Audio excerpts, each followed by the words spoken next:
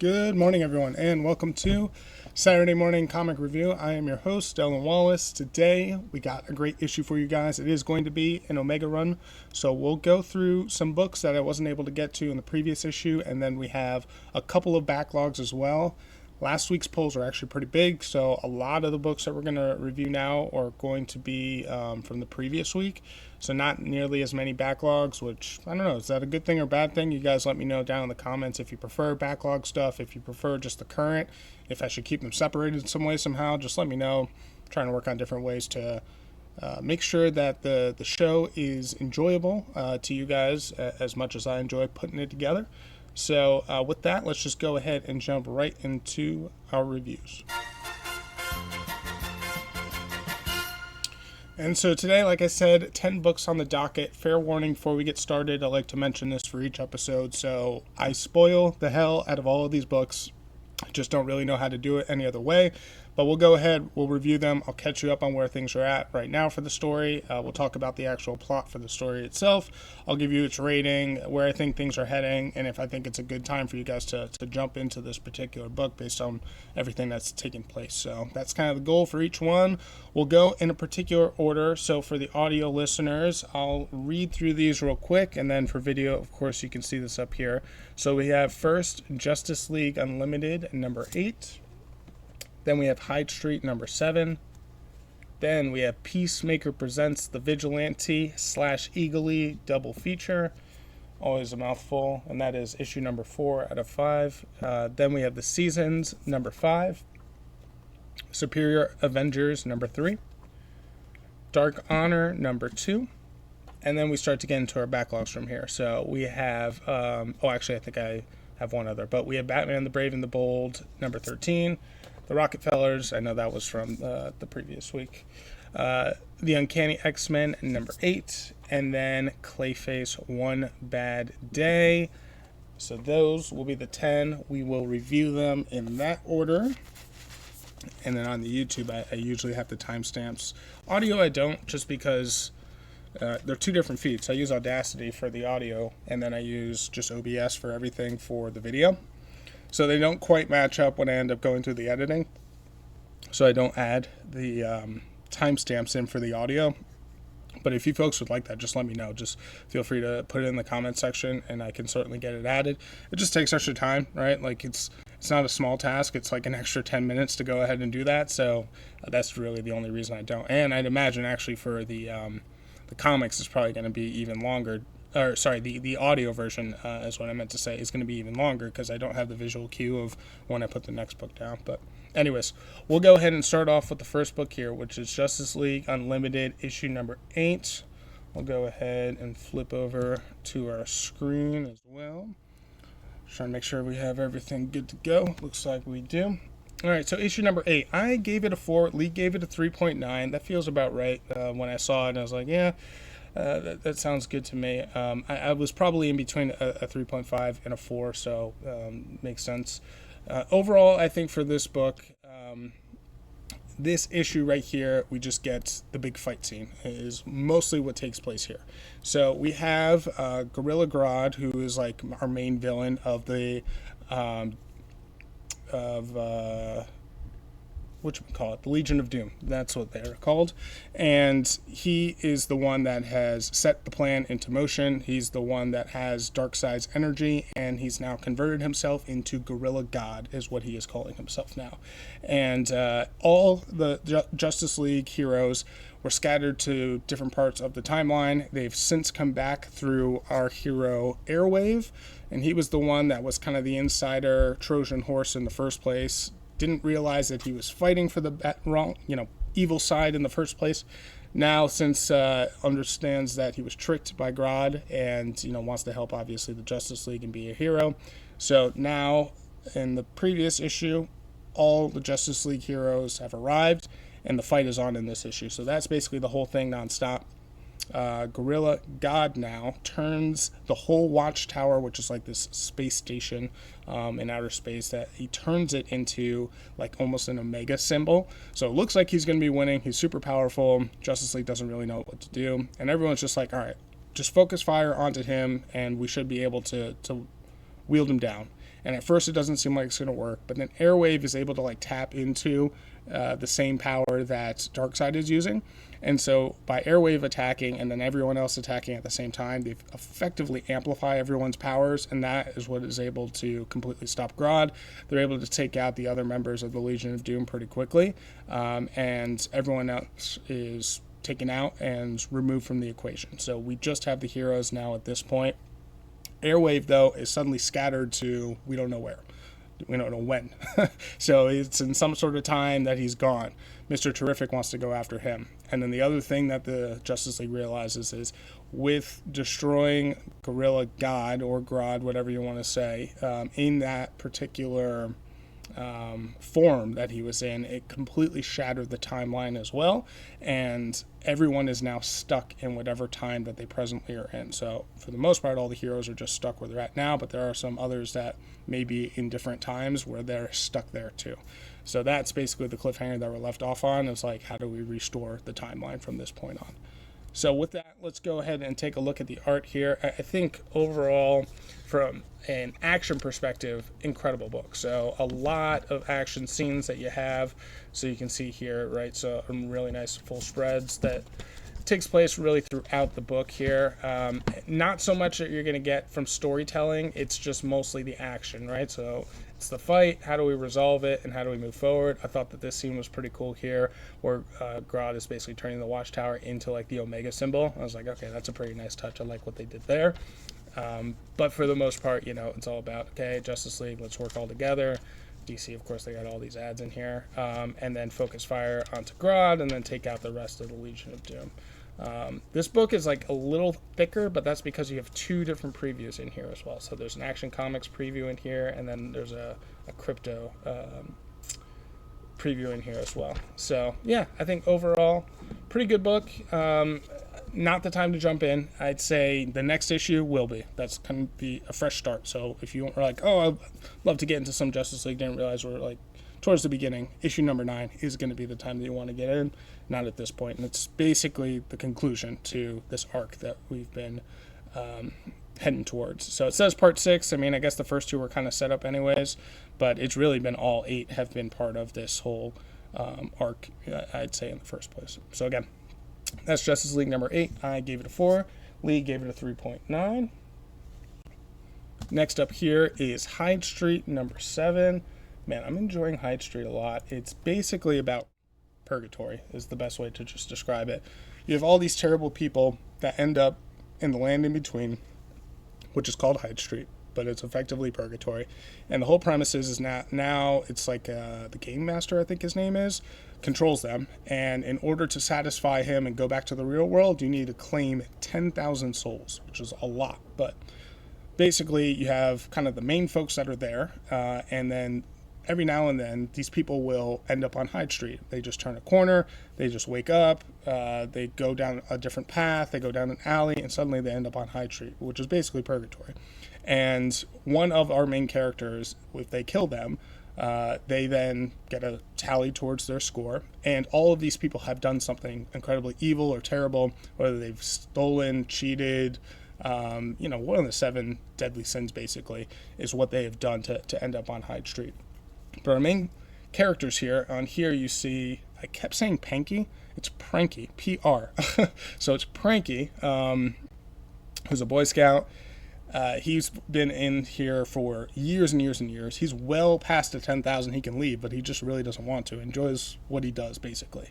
And then you have the Matinee Monster, and his story was explained back in like issue 2 or issue 3, how he ended up. And basically, he was super insecure about a part that he was playing for a movie. He thought his role was going to get replaced, and in rage, he either smashed like the set or something, and something got jostled, and one of those big sandbags, this was like kind of in an older era, came crashing down, or like an anvil or a piece of the set onto the person that he suspected was going to take his role. Completely unintentional, but that ended up him on Hyde Street as well. And the thing about the Matinee Monster is he doesn't kill anyone. So he's on there, but he refuses to be part of the game. He's got a big old goose egg for his scoreboard. So that's what the issue mostly takes place on. We have other folks here. We have like Mrs. Goodbody, who's like 2 or 3 kills away in order for her to return to the real world. And then you have Mr. X-Ray, who was the first person person that we met. He's trying to leave to head back to his daughter, but Pranky keeps stealing a lot of his kills, and so he's like, how am I going to get out of here if Pranky, A, won't leave, even though he has enough, and then B, keeps stealing away his kills as well. So in the last issue, Mr. X-Ray was trying to figure out a way of, like, how do we get everyone to somehow turn on Pranky and force him out some way, somehow, because the gamekeeper or master, I really do forget, whatever it is, he's not going to be able to really do anything about it, or he's not even going to be willing to do anything about it. So it's all going to just depend on whatever the folks that are actually playing the game can do. And we were introduced to some other folks, but we haven't actually been introduced in the book. But anyways, this particular issue, so issue 7, we have Pranky. He goes into Mr. X-Ray's shop and steals a mask. It's like a monster mask, but Mr. X-Ray, he like sells like a whole bunch of like different novelty things. So like he has these spinning eyeglasses, but it's like kind of the hypnotized glasses. So it's like one of those like kind of quirky collector magic shop type deals. But for this monster mask, apparently there's a fine print. If you put it on, something is going to happen to where you can't take it off. But Pranky decides that he wants to screw around with the matinee monster, so he goes and tries to hunt him down. And as he does that, and he's going out to hunt him with the monster mask and everything, he runs across a guy that strayed off the path. So it was literally in the woods, straight off the path, ended up on Hyde Street. But Pranky's actually not there to claim that soul. If he does, great, but he doesn't really care. He's there to really go after the matinee monster. And so basically what Pranky does is he lures out the matinee monster by trying to screw with this guy, and because he wants the matinee monster to come out and save him, as he did previously in like issue 3. So sure enough, that does happen. Matinee monster comes out and he does go in to save him. But then we suddenly start to learn as to why the guy came off the beaten path and ended up on Hyde Street.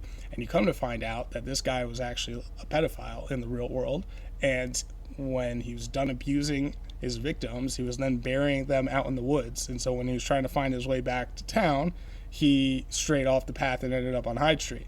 And so the Pranky then like full stopped, and he like turned over and it was like, are you serious? And then I guess Pranky like totally lost it and turned his ire from attacking the matinee monster to now trying to kill this guy who's this pedophile and abuser.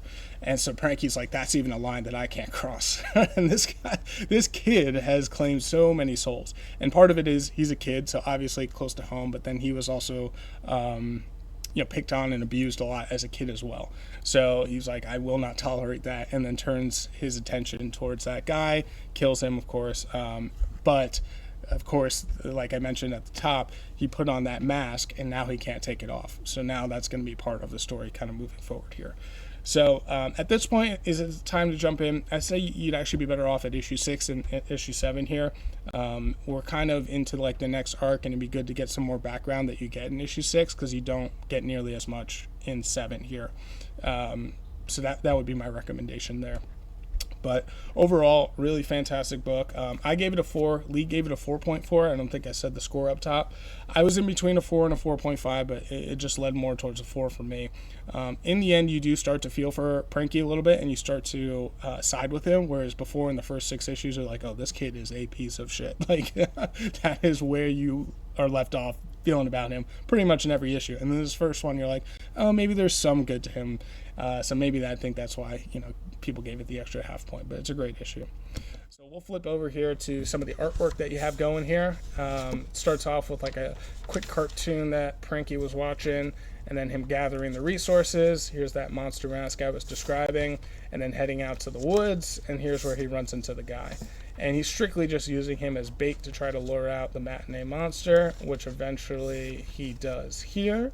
And then, trying to take him out, then suddenly he starts to learn, there's some fighting back and forth, and he learns later on, what this guy actually did, and then that's what changes his attention, basically right here, to go after this guy as well. So yeah, really good issue overall. I've been enjoying the hell out of this book. It's also part of the Ghost Machine series. You have this. I'm reading all of them except for Geiger. Rocketfellers is also part of it. Redcoat is a part of it. And I think there's something else that I'm reading too that's a part of it. Let's see. It's towards the end here. Of course, is this the one issue that doesn't have it? Here we are. So Geiger, which I'm not reading. Hyde Street, Redcoat, Rocketfellers. Hornsby and Halo. That's the other one, which I'm reading as well. It's literally just Geiger, the one that I'm not. So yeah, great stuff from Hyde Street. They also had one called Rook Exodus, which are really, really good. Highly recommend. I think that may be in some of my really early on issues, maybe like the first couple. If you want to check out the podcast, that'd probably be the place to find those. So next up we have is Peacemaker Presents the Vigilante / Eagly double feature. Now this book here, it's just not great, in my opinion. I gave it a 3.5. Lee gave it a 3.7. I think at this point I'm just like, let's just get to the end. There's only one more issue. If I were to stop it, I would get this issue anyways. Basically, the shop and how they work with Shopify is if you cancel it, you get one more issue on top of it. So I would get the final issue anyway. So I figure let's just go ahead and finish it off. But this book, you have two different stories and same timeline, and they kind of affect each other, kind of not really. So one side is the Vigilante, the other side is Eagly. The Vigilante side, he is trying to find Peacemaker. He calls him in the first issue, and Peacemaker's like kind of lying over the phone but doing a bad job of it. And Vigilante is like trying to piece it all together, but he takes things like extraordinarily literally. And so of course there's a miscommunication there, and he's under the impression that Peacemaker is kidnapped. On the Eagly side, find out Peacemaker is not kidnapped. He's out on vacation. He's going up to Alaska on a vacation, but the plane gets shot down by these like assassin ninja guys. And they're doing like some sort of ritual where they do like a final test in like a hunting ground for a bunch of civilians out in the forest. So we'll get to that when we get to that. But on the Vigilante side, he's just trying to find Peacemaker. Now, the problem is the humor. It is, to me, it's not funny. It's very bathroom joke humor, and the way that it's written doesn't make it any funnier either. You know, Peacemaker is kind of a raunchier style of humor. I get that, but it's just not hitting for me, even though I understand, what they're going for here. Like, perfect example. We start this off. There was a fight that took place previously at like an auto body shop. And that then led them to, I think it was some sort of like club or manor, where there was like this gathering of a bunch of villains, and Vigilante broke that up. But when he was there, he finds like a condom, a used condom, and so he's like examining the condom, and then he gets stuff all over him, and he's like, ew, this is gross, and he starts like flicking it around and trying to get everything off of his hand, and as he does, he gets a whiff of the condom, and the condom apparently smells like Cool Ranch Doritos. He's like, there's only one company in the planet that makes this flavored of condom. I know exactly where to go next. It's shit like that where I'm like, okay, that's extraordinarily gross. Sorry if you're eating while you just heard me describe that, but B, I'm like, I don't find this like funny. It's just like too over the top for me. But yeah, that is the story. So sure enough, it does lead him to where all the villains then moved to their next part of the operation. It's a bunch of other villains that are trying to promote these two assassins that were part of the previous issue, get them to be part of the club. Vigilante comes in, and the way that he breaks it up is he really doesn't have any superpowers. He literally gets appliances and starts chucking them into this room. So it's like glass window, and just starts chucking appliances. Dryers, washing machines, dishwashers, microwaves, literal appliances is what he's using as weapons. It's just ridiculous and insane. So yeah, that's basically the story, and it leaves at the cliffhanger as like Vigilante going on a rampage. Yeah, not good. If it was just that alone, it'd be a 3.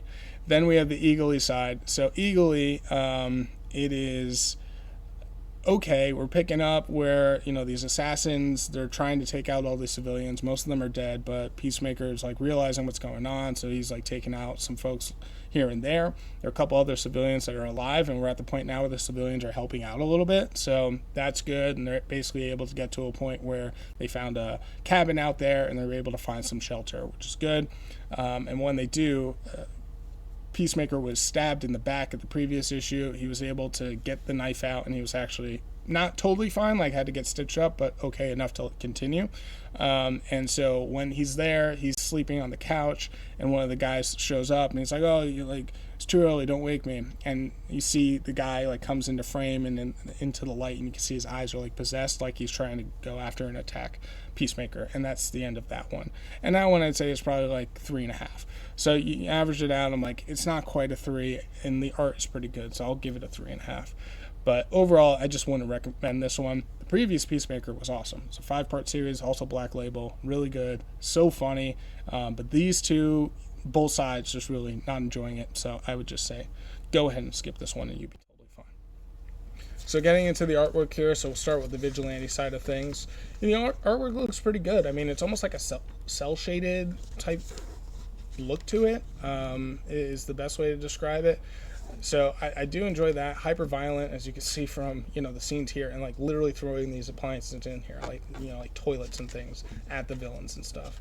So that is basically the, in this condom manufacturing, like office or whatever.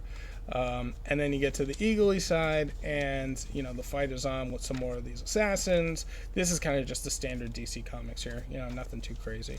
But then towards the end here, where this guy is like clearly psychotic and like he's trying to attack Peacemaker. So that is Peacemaker Presents the Vigilante Eagly double feature number 4. You can go ahead and skip this one, but I gave it a 3.5. Lee gave it a 3.7. Next up here is the Seasons number 5. This one's really good. Things are starting to pick up for sure here. I gave it a 4.5. Lee gave it a 4.4.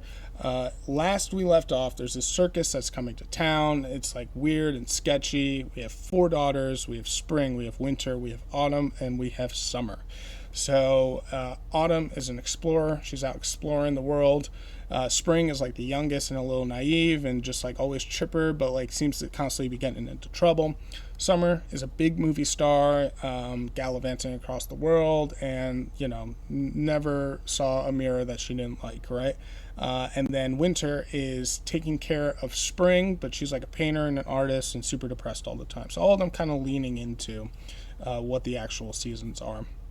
And then there's their parents. Their parents are missing, but their parents are explorers and adventurers similar to Autumn. And when the circus arrives, there's something weird and strange going on about it. Spring keeps trying to bring this up to Winter. Winter doesn't believe her and just thinks that she's acting out and wants her to just behave. So a bunch of drama and back and forth between them. Summer is invited to the circus as well and decides that she wants to go. So she shows up. Spring tries to talk to her. Summer completely just blows her off, and Summer heads in.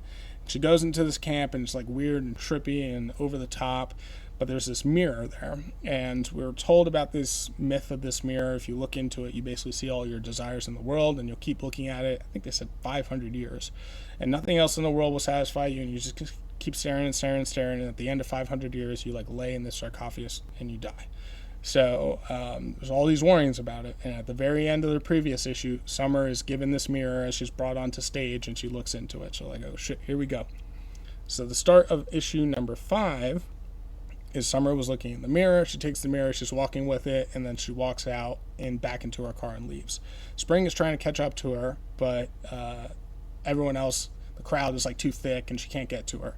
So everyone then leaves, and Spring's like, shit, I don't know what to do now. Maybe I'll try to go back in and see what evidence I can find. But as she does that, Winter shows up, and Winter is like, I knew it. You snuck out because she wasn't supposed to. You snuck out, you came here, and you keep like, acting out basically. And Spring's like, you're not listening to me. Autumn gave me some notes and tips that there's something crazy going on here. Like, just let me see this through and see what's actually going on. And Winter just won't believe her and won't listen to her. And then Spring's like, screw it. I'm like done even trying to like talk to you because you won't listen. I'm just going into the circus. So she goes back in, and there are still people in there, but it's just not as crowded as it was before. And everyone looks at Spring, and she's a baker, and like, oh my gosh, Spring made all these baked goods. And Spring's like, what? I didn't make any of these baked goods. I'm like, yeah, you did, sure. And the ringmaster comes up, puts his arm around her, and it's like, this is all for you, and like trying to like butter her up. But she's like, this is weird. I didn't make any of this stuff. So us as a reader are like, the hell's going on? Like, is she under some sort of spell? What could it be? And the ringmaster, with his arm around her, throws her into this pit underneath the circus. So she falls and falls and falls and lands in this pit. When she comes to and wakes up, she looks and she sees her parents. It's like, holy shit, her parents have been missing this whole time. And her parents look way old and ragged, and they're staring at two mirrors, like just hand mirrors, and they're staring at it. And Spring is like, oh shit, these are the mirrors that Autumn was trying to warn me about. And then sure enough, I think the mother is looking in, and it's the whole family hanging out at a pool at some sort of family vacation. She keeps like staring and won't pay attention this summer. And then the husband, the father, he's winning all these awards, right? Pulitzer Prize this, Peace Prize that, Nobel Prize, all this stuff. And, all this admiration. And he won't look up either. And then she turns over and she sees Autumn there too. So Autumn's also there, and Autumn's holding up a mirror and looking at it as well. And the ringmaster comes down and is like, great, Spring, now you can look into the mirror too. And they hold it up to her, and she has her eyes closed. It's like, it's okay, you can look. And then that's basically the end of the cliffhanger that it's left off on. Really cool, awesome concept. I'm loving the hell out of this. The seasons, man, awesome book. So let's go ahead and take a look at the art. I'll say I'm wondering here, and you can see a lot of nice bright colors that you have here. So most of that is like almost like Absolute Martian Manhunter, if you're familiar, as I've been ranting and raving from an art perspective on that book.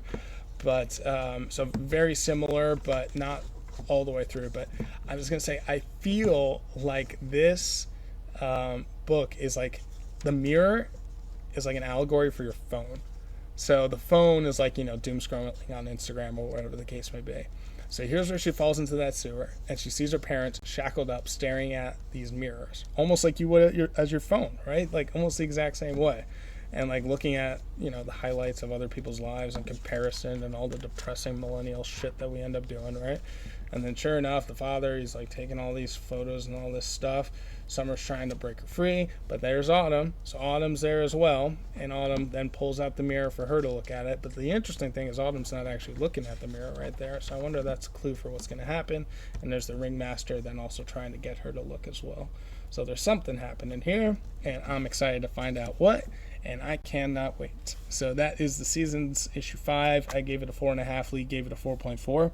I'd say it's not the time to get into the series. You really want to start off at like issue 1 would be preferable. I think you'd be fine if you humped in at issue 2 or issue 3. Would give you enough context. But this is like a major climax point, and then we're going to see what all happens afterwards after this. Like we're at the tippity top of the roller coaster if it is like rising and falling action type deal. So big cliffhanger, reveal of the parents, reveal of finding Autumn as well, and then the mirror, and she's like right there. How's she gonna get out of it? Good stuff. So that's the season's number 5. I gave it a 4.5. Lee gave it a 4.4. Then next up here, Superior Avengers number 3, and I believe I dropped this one. I don't believe it. I know I did for sure. But am I going to get the next issue? No, I don't think I am. So I think this is the final one for Superior Avengers. Yeah, no thanks. And it's a yeah, no thanks for me. Based on really the second issue. This one wasn't too bad. I gave it a 4. Lee gave it a 3.9 on this issue. But for me, I just wasn't super enjoying it, and just looking at ways to purge some of my pull list for things that weren't falling off fast enough, and trying to get back down to more of a reasonable level of the number of books I was getting per week. So this one didn't make the cut, but Superior Avengers number 3, the focus here is a big fight that takes place between the Superior Avengers, which are a bunch of supervillains throughout the future of one world under Doom. So Doom is still the leader, and then we go dozens to hundreds, and I don't think it goes far out as thousands, but all in between of like hundreds of years into the future. And all these villains, we actually learned earlier that they all tried to kill Doom in some way, shape, or form. But Doom's adopted son brought all these villains back, and like, these are the champions of the future, and so we should create our own Avengers with them. Not knowing that all of them in some way, shape, or form actually tried to kill Doom, but failed. And so now they're trying to like create a super, Avengers of them, basically. But in actuality, they all secretly want to kill Doom. And now that they're all together, it's like maybe they might be able to do it. but they're trying to, keep up the ruse and the guise of like, oh yeah, we'll be your superior Avengers, and like everything in the future is wonderful under Doom, like trying to keep that up as much as possible. So in issue 3, it's Gravitron is released from the raft, the prison, and you have the regular Avengers that are summoned, and then you have these superior Avengers that are sent on the mission as well. And they all end up fighting Gravitron, who's not even really the focus, because it's like just overkill for this one guy where you have these two enormous like superpowers going against each other. On the Avengers side, it's the same Avengers folks as you'd imagine. So Captain Marvel is like our leader of this iteration of the Avengers. You have Iron Man, you have Vision, you have Wanda. Who else? That actually might be it. There may be someone else, but that's kind of the core of them. And on the superior side, you have Killmonger, you have Ghost, you have Onslaught, you have Dr. Octopus, and there may be one other as well. And most of this issue focuses around Killmonger and her. It's actually her in this issue. Her thing in the future is like 120, 130 years, and she hears rumors of Wakanda, and everything in this world under Doom has been completely destroyed, and all the resources are exhausted, but there's rumor that Wakanda hasn't been touched. So she wants to get into Wakanda. She finally does, and there's like this spell basically over Wakanda to make it look as though it was untouched, but as soon as you enter in, sure enough, it's decimated as well. Everything's gone. There's like famine, and completely abandoned. So even that fell too.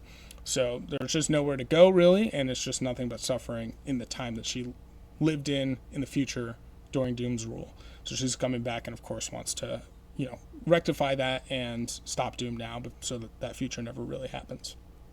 And then in the Avengers, they're all just trying to stop the superior Avengers. The superior Avengers are trying to prove themselves, and Vision in particular loses his shit and like goes too far, and he looks like he actually kills one of the superior Avengers, Ghost, and that's the cliffhanger.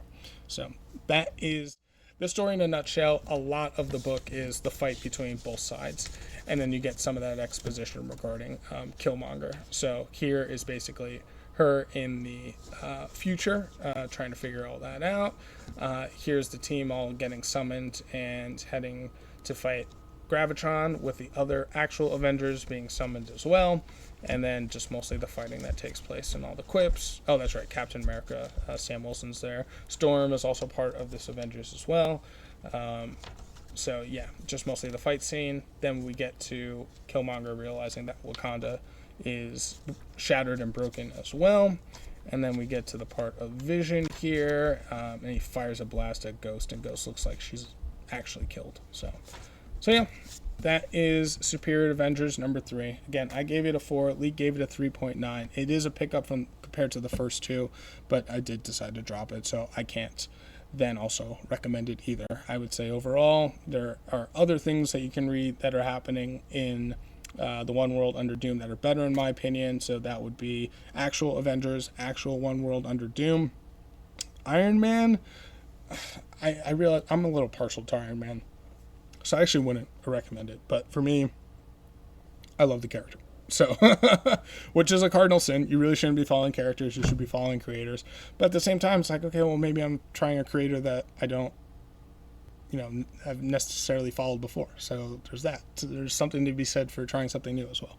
But anyways, yeah, it's a pass on Superior Avengers number 3. So next up, we have Dark Honor from Image. This is Dark Honor number 2. And I gave it a 3.5. Lee gave it a 3.7. This is also no thanks. A no thanks as well. I think this is the last issue I have. Maybe I get issue 3. Yeah, I get one more issue, and then that'll be the last one there. But for this one, it is strictly a story taken during COVID times, and it wears it on its sleeve like crazy. Like, we get mentions of, social distancing, 6 feet apart, essential workers, wearing masks, the vaccines, all the stuff, ventilators, every buzzword that you can think of that we talked about in the pandemic era are in these books, like just loaded up. It's during COVID, guys. And so we got a crime mob or a crime family, and there's like this weird honor system between the families. Our protagonist, she was in jail. She was released from jail because they wanted to social distance, and she was basically towards the end of her term, so she got this work release. as an essential worker, working in the food, all the stuff that you can remember from 5 years ago is what they're talking about here. But basically, she got in trouble for gambling, and now she's not allowed to gamble. Of course, she goes out and gambles. She meets a girl there. She's really interested in her. She loses some money, but this girl is going to have something to do with the future. We just don't get much more than that. But the actual issue that's going on here between the two, or the family, it's almost like Quarter Owls type deal, like multiple families that are involved here. And one family guy is just trying to take over some more turf. So one of the businesses that the one family owns is a crematorium, right? So he wants to go and take that over, and he does. And he does it very violently, like kills everyone in there except for like a couple of employees who are like, you work for me now. And one is like, I work for the other family. And he immediately kills them and tells the other two, you work for me now. He's like, yep, we work for you. So, but there are cameras in there. So the family, of course, saw who did it and, what to go after. And they're like, yeah, and we know your father's sick, dying of COVID. So I think we can go and find, pay him a visit. And so the villain goes back, goes to his hospital, talks to his dad, and like literally takes a pillow, holds it over his head, and the guy suffocates and kills his own father, so that way he's not a weakness as he continues to try to take over this family. But that's the story. The first issue was not good at all. I think I gave it a 3. Actually, let's go ahead and check. We got it right here. No, I gave it a 3.5. Lee gave it a 3.5. And this one I'm giving it a 3.5 as well. I already stopped it. It's not good. Period. The end. So. It's just too high level. It's talking too much about COVID. It really doesn't have much to do with COVID. It's weird. So yeah, Dark Honor number 2. The art itself, pretty decent. Everything's going to be like darker tones. It feels very like mobby, right? Everyone's all dressed up in suits and things like that. You see people wearing masks, of course, and everything. It takes place in a major like metropolitan area, so almost like Gotham-esque but it's in New York City, I'm pretty sure, and it's kind of on the shorter side too. So it says 32 pages, but you got some additional like add things towards the end. So yeah, overall it's a skip. Thought I'd try something new, but who's this? Ethan Sachs, not my favorite. So yeah, Dark Honor number 2, gave it a 3.5. Lee gave it a 3.7.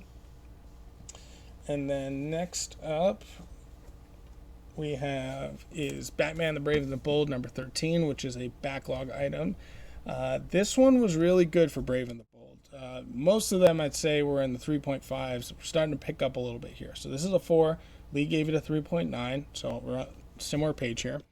And if you guys will remember, for all the Brave and the Bolds, I got to pull up my notes because this is an anthology, and we have 4 or 5 different stories that take place in just one issue. It's a thick boy, if you can see it on the spine here. It's 64 pages is what it is. $8 book, $7.99. So this one we have 5. 1, 2, 3, 4, 5. Yes, 5 different stories that take place here. So first is Nightwing and Deadman, Down the Road, Part 1. This is the main story. It takes up most of the pages throughout the book. It's the number 1. We have Nightwing. He sees a woman at the top of a bridge about to jump. So Nightwing goes after her. And as he's going, gets so close to the water that he has to pull out. And the woman falls down to her death and dies. Or we presume anyways. He looks out onto like radio and they're trying to scan, see if a body turned up anywhere, but nothing. So he's freaking out, very stressed about it, wasn't able to save her. He's trying to sleep in his room or apartment or whatever, and someone comes to try to break in. It's like, really? You're going to break in on Nightwing? Like, not a good move. But breaks in, and turns out it's actually Deadman that is possessing this guy. So I'm not familiar with Deadman as like a concept, but it seems like he can just like possess people and goes from people to people. They have similar stories. So Nightwing, is a carny, and so was Deadman, but from like an earlier time. And they are trying to figure out what has happened to this woman because there's like some sort of connection to Deadman as well. So they decide to team up and let's go investigate this thing together. So they're basically hopping on different train cars and like trying to find whatever evidence that they can to see, where this woman had gone and what all was happening. And at the end of the story, it's the Unfallen, who I'm not familiar with what that villain is, if that's new, I have no idea, is revealed, but that's going to have something to do with this woman as well. So kind of a mystery as to what all is happening here, but it's a decent little setup. So I'm kind of interested to see where that all goes. I don't read much of anything of Nightwing, so this will be my first kind of taste, but then again, this is an actual Nightwing, so we'll see how it all goes, but I have no idea if this is actually, what a typical Nightwing story is. I've heard really good things up to a certain extent. I think right before I was hopping in to comics, or like just when I started, Nightwing was like the best thing that was happening before you had the Absolute and the Ultimate Universe that is now taken over, basically. So next on this is Time Jerks #1. So this is about Booster, who I'm not familiar with, but he's kind of a jokey, almost like Deadpool type of humor guy, and he is time traveling, and he crash lands his ship onto a planet that looks like Earth, like a lot of fauna and forest and trees and stuff, and it's not the Justice League that's there, it's the Jurassic League. So it's a bunch of dinosaurs, but they're all dressed up as superheroes, and they try to help Booster get his ship up and running, and they send him off. And so he goes, and a bunch of jokes and stuff here and there, and Booster then heads back to Earth. Lands on Earth, but when he lands there, they're all just dinosaurs there. And sure enough, he runs into the Jurassic League of Earth now. And he's like, what the hell could have happened? And so he's got a little AI companion with him, and the companion is like, remember that asteroid that you hit, a couple of light years back? Say, oh yeah, like what? That was the asteroid that was supposed to hit Earth and extinct the dinosaurs. So the dinosaurs never went extinct, and they effectively evolved to the point of where humans are now in 2025. And the Justice League are now dinosaurs instead of humans. So that's what this is going to be all about, which is like, okay, cool. Pretty funny, interesting, cute little concept. So that's Time Jerks. Then we have Artemis, the Poison Within #4. And I think this is the last part of this one. Just a bunch of fighting between Artemis and a bunch of U.S. soldiers. U.S. soldiers are trying to take Artemis in because they want to find out where Diana is and Themyscira. So they're fighting, and then finally some other Amazonians come in, I think on like a fighter jet, and save Artemis, and they pull her up and away, and it's basically like a tease of whatever book that they're involved in. So that's literally all that happens. Then we have The Invaders #1. This is an interesting mystery. We have a ship that crashes into Gotham. Nobody knows what it is. They get close to it, and it is a straight-up traditional, like, flying saucer alien ship. Flying saucer. And Batman's looking at it, it's like, no way. Like, this can't actually be real. This, scanning all our databases, like, none of these ships actually look like this. It's just, like, for movies. It doesn't ping on any of their databases. And he tries to go into the actual spaceship, but it's, like, covered in all these toxins, and so he has to like suit up, and he goes in, and then he starts like hallucinating, so he gets out, but he can't find the pilot. Then one of the Green Lanterns, I can't remember who is the Green Lantern, but shows up. He scans it as well. I was like, shit, well, I can't find it in my database either. Like, how's that even possible? And so they go arguing back and forth, and at the end, like, the cliffhanger is that it is a like gray-skinned, like, classic-looking alien. It looks like he's about to sneak up onto Batman and onto Green Lantern and attack them. So I was like, okay, this seems pretty cool, and I'm liking the mystery there. So between that, I mean, Time Jerks was awesome. This one, The Invaders, is cool, and Nightwing and Deadman are pretty cool. So I was like, okay, we got a decent book going here. Then we get to Perp Walk, which isn't bad, but it's not great either. It's basically this guy goes up and just shoots and kills Joker. Just kills him. And he tells Batman, it's like, I see you're struggling. This guy, Joker, is holding you behind. It's like the yin and yang, right? You guys are stuck fighting each other into perpetuity, and neither one of you are getting an edge. And, sure, it's like making each other better, but you're not really moving beyond that. And so he's like, I freed you. And Batman obviously is like, well, you can't go around like killing people, especially not with guns. And so, of course, he brings him in, and Batman's extraordinarily conflicted about it. The police bring in Joker to the morgue, and sure enough, Joker is on the table, dead, but like still smiling, and you can tell Batman like doesn't know how to feel about it. He's very conflicted about the whole thing of like all the horrible shit that he was doing, but at the same time, like his main foil and the two duality between the two of them. So it just has you thinking a little bit. Very short story, and that's the end there. So That is Batman the Brave and the Bold, number 13. Let's go ahead and show off the artwork. All of it really good. Standard comic stuff pretty much across the board. I think Artemis is a little more of a realistic style, but this is standard DC. Nothing too crazy. So that's for Dead Man. Then let's go to Booster, where you get a lot more color and greenery, of course, because it is Jurassic slash, just dinosaurs in general. And then you get that view there of Booster now being in the city, and then some more dinosaurs here. And then Artemis, you can see there is like more of a realistic, but remember, like, it's just a lot of fighting scenes that take place here, and Artemis just not backing down. In the previous parts and issues with Artemis, she was like trying to fight, almost like her inner voice that was doubting what she was doing was the right thing, or if she's able to like continue to keep fighting, but she is. And then yes, it's the other Amazonians catch up on a fighter jet, and it says, yeah, pick up on the pages of Wonder Woman on what the Amazonian women are up to. And then next up here is the Invader with the alien, and as you can see here, like literally a flying saucer as described. Batman's trying to figure it all out as to what's going on, the contamination that's happening. It's Guy Gardner, that is who this Green Lantern is. And then you have like the gray skin alien showing up there. And then, as has been tradition, in black and white for the last issue, Batman fighting with Joker, and then the guy just goes ahead and shoots him, boom, right in the head.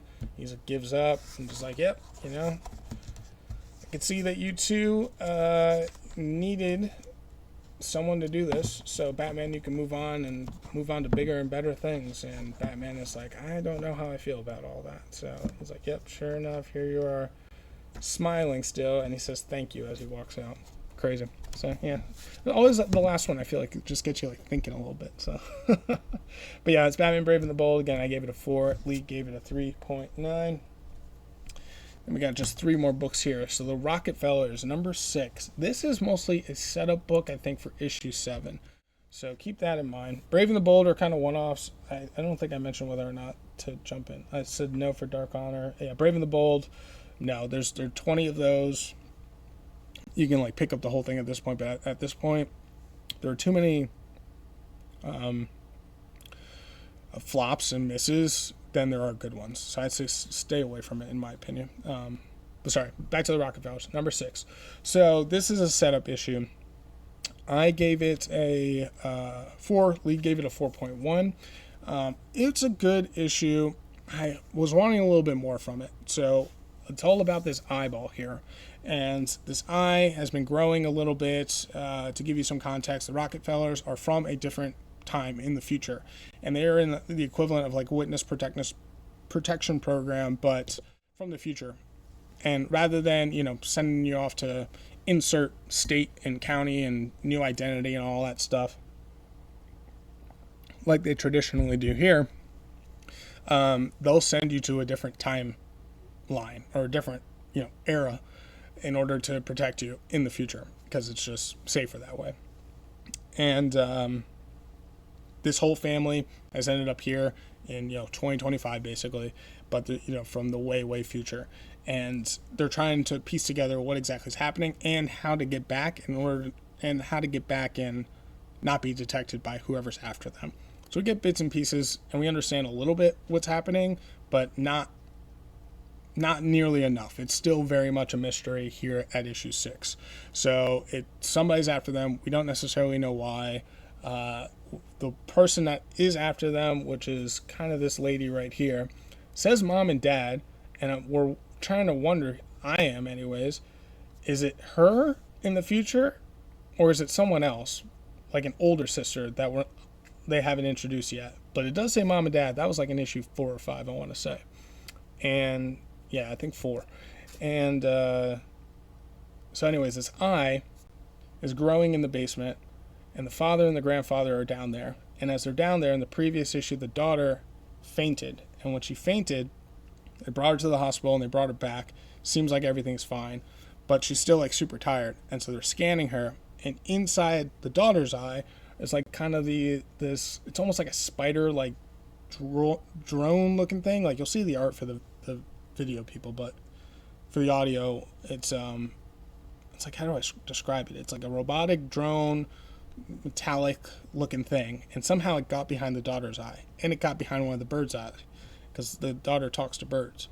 And so the father and the grandfather are like, how do we get it out? And it's like, well, we can use this gun, we can basically like stun her eye, and the shockwave should basically like, science fictionally shoot it out or like disturb it enough to where it wants to leave her eye. And so that's what they do, and sure enough that does work. And now they're chasing it all around the house, like trying to contain it, and it's all running around. Meanwhile, the neighbor across the street, he goes to check in on the family, because while they were out, there was a whole squad of gunmen that invaded their house, but their dog is like a mechanical dog and completely protected it. But the neighbor noticed all the commotion, so he goes to check in. And then he opens the door and he sees like all this craziness that's happening, and like all this technology and stuff that's all over the place. Like, what the hell is all this? And he's like, oh, you guys must be part of the program too. It's like, what program? Well, witness protection. They're like, yeah, I guess you could say that. So he admits that secret, but says like, hey, I'll take your guys' secret to the grave, and he leaves. And then the grandfather and the mother say to the father of like, hey, you gotta start telling us what exactly is going on here. And then that's how the issue ends. So it is a lot of setup. They do contain these drone things. I'll say the one thing that we also know too is this eyeball is from this woman in the future, and it's been in the stasis goo of where it can't see anything. But while they were at the hospital, I guess it was outside of the goo, and so the lady in the future is like trying to triangulate like where exactly in the time stream they are now, because it was just out for that short period of time. And then these drone things that are going around too, we don't know what that has to do with anything. If it's something from the lady in the future, or if it's something that's part of the eyeball as it's like regrowing. Don't know. So confusing, but when you read it, it's actually not that bad. It's just a lot of exposition to basically talk through. So on the visual side, like you'll see it a little better here, right? So here is the eyeball, and you had the bird with it, and then just because it was out of that goo for that little period of time, this is where they are in the future. And you'll see here, right? It's like, is this the daughter now grown up here? It's different color hair, so maybe not, but that doesn't necessarily mean anything.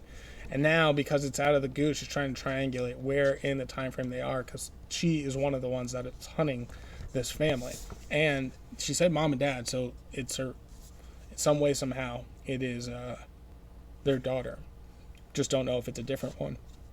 Here's the goo that I was referencing. So now the thing's in there, they're good. Now they're doing the scans, and they realize that this little thing is in there, but it's also in the bird as well. So like, how the hell do we get it out? We shoot it, and then go ahead and shoot it. And then it comes out, and it starts like running around the house. And here's where all the chaos begins. Everyone comes home, and they're all like running around like, go get it, blah, do this, do that. And then, they finally stop it. Here's where the neighbor comes, checks in, says that he's part of the witness protection. And then they're like, okay, we basically got to start talking about what's actually happening. I think at this point here is where the woman of the future is like starting to realize like where exactly they're triangulated. And then, yeah, he's saying basically, I'll start telling you all what exactly is happening here. So, yeah, I think the next issue in 7 is where things really start rocking and rolling. Should you jump into this one? I think you'd be fine, actually. Because you'd miss the beginning emotional part from 1. But that happened so long ago, and there haven't been things that have been referenced since. So I think you actually might be fine if you jumped in here, and then this would be a nice setup into 7. So I say that tentatively, but if any of that piqued your interest as confusingly as I explained it and articulated it, then yeah, I think you'd be fine. So that's the Rocketfellers issue number 6. I gave it a 4. Lee gave it a 4.1. Then back to the backlogs here. Uncanny Avengers number 8. So this is Gray Malkin part 8. I gave it a 3.5. Lee gave it a 3.4. And the big reason, and I'm sure Lee, the reason that they gave this a 3.4 as well, is there's this tease in the second part and the third part, and this is the fourth part of Gray Malkin. It's a crossover between Uncanny X-Men and X-Men. So 2 issues in one, 2 issues in the other. Is the main vault, they think Xavier's in it. Xavier is not in it. He's revealed in the last part as being part of the lower layer vault that Nightcrawler and Psylocke, and they got him out. So you'd think that they would show who's in the main vault, and they never do. And I think that's the biggest reason why people are pissed off, because like you teased it for 2 issues, and now you get to the 4th, and like everything was resolved, and they didn't reveal who it is. Again, this is in the past, so I think we're on 13 or so now with Uncanny, so maybe some of this stuff has been revealed. But to catch you up as to where we're at, some of the Uncanny Avengers were captured. I keep saying Uncanny Avengers. You know why? Because there is an Uncanny Avenger book, and I've read all of that. Some of the Uncanny X-Men are captured. Some of the regular X-Men are captured, and they're all in the Grey Malkin prison. What's his face?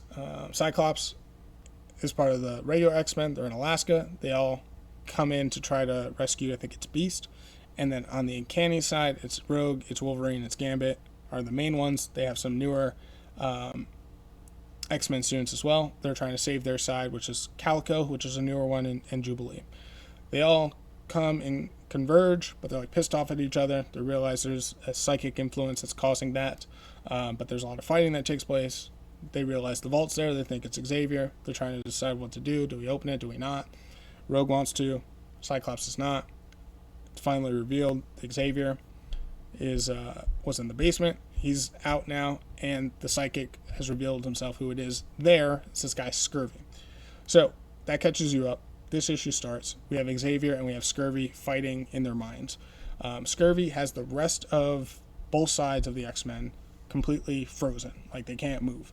And it's Xavier and Scurvy fighting in their minds while that's taking place.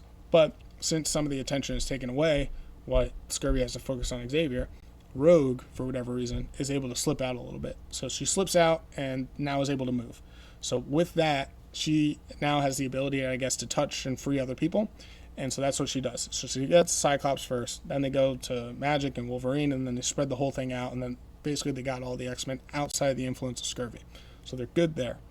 Then Scurvy and Xavier keep fighting, and Xavier basically wins. Okay. Then back in the real world, while they were all frozen, it's Dr. Ellis who's in charge of the Grey Malkin prison. She has a bunch of weapons with her and a bunch of backup, and she starts laying it all out. It's like, hey, understand, this is a prison. I'm going to let you guys go, but you cannot open what's in that vault.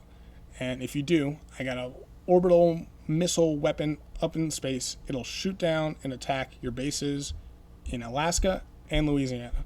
And Alaska, yeah, I think both of them have X-Men there that would just be totally defenseless and would just kill them.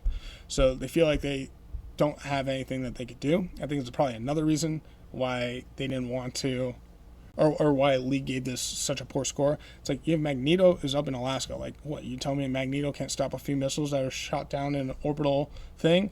And then Louisiana, maybe not so much, but I think, you have innocent people there. So you actually would jeopardize the innocent people in Louisiana. But they're just like, okay, I guess we'll just leave.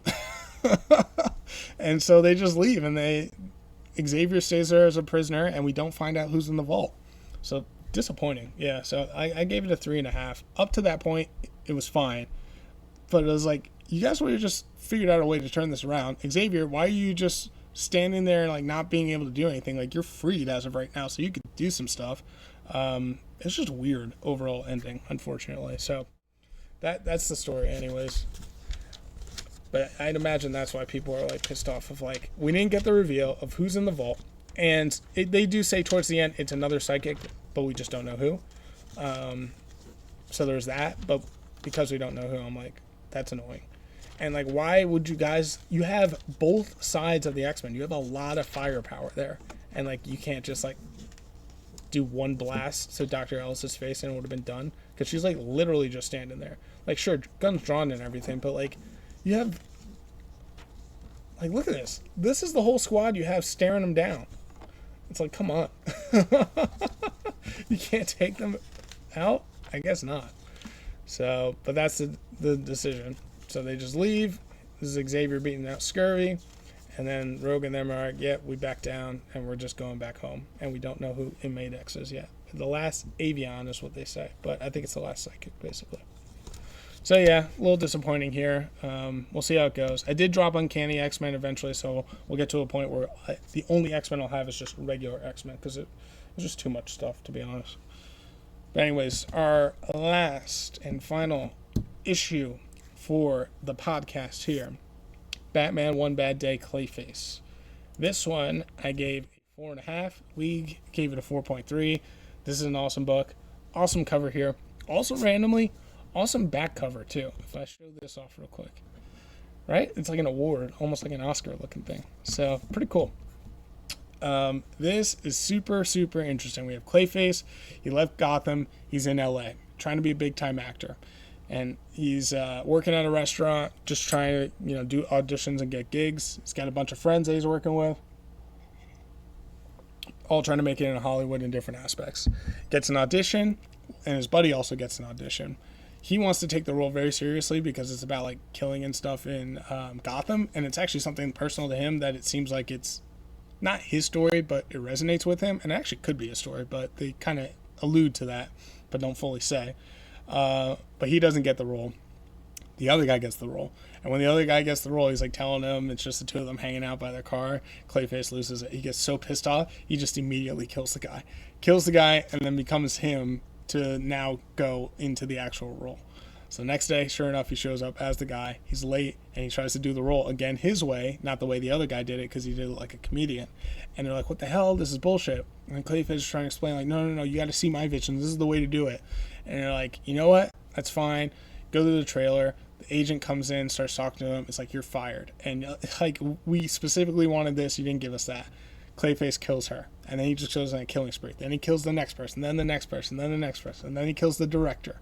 Then the director gets a call, and it's Clayface now. Movie's being canceled. Being canceled? What the hell? Goes up to the executive and tries to explain this whole thing. Like, you got to see the vision through now. And the executive's like, nope. Clayface kills him. And now he takes on the face of the executive. And he goes up to the assistant. It's like, I want to throw a big Hollywood party and invite the other people that I was friends with at the restaurant and bring them in. So they show up, and it's Clayface, but he now turns back into the friend that they knew at the restaurant.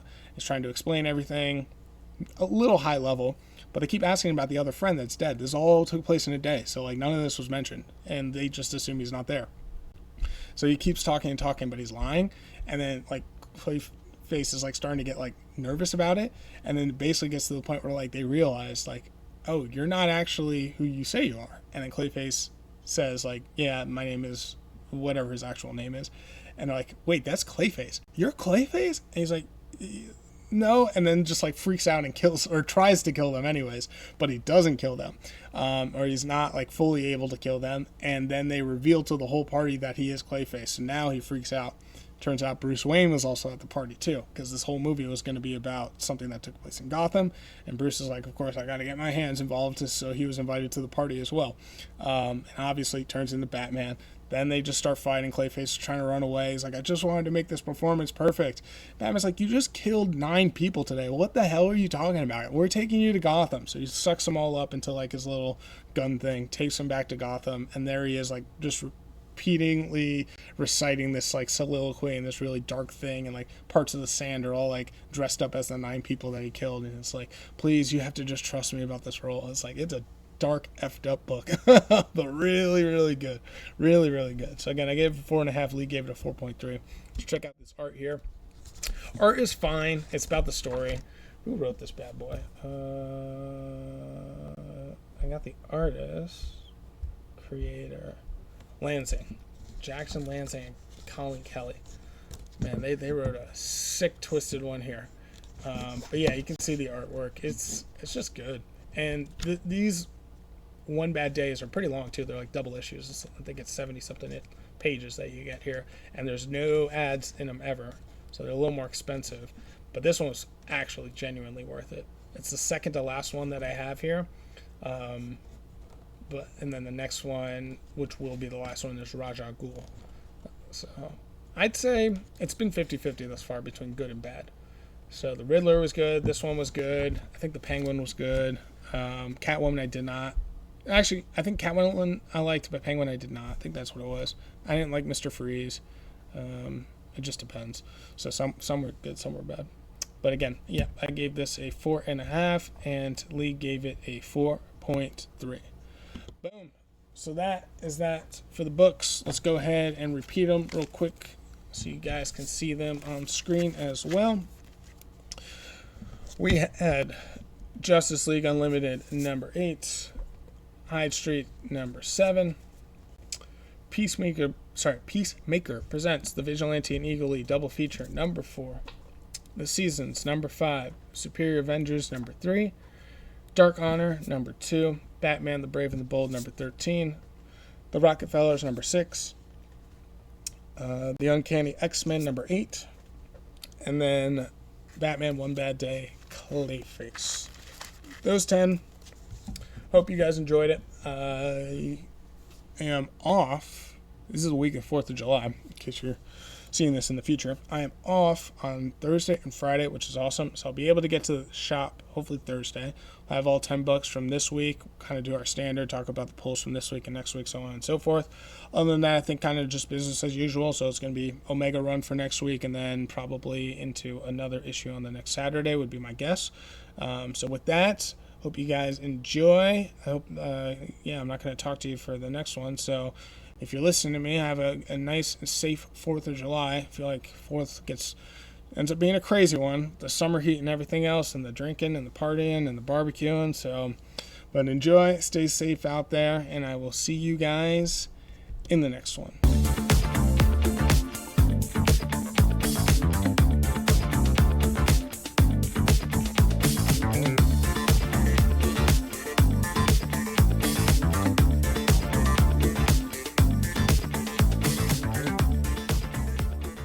This has been a DMW production. Thanks for stopping by.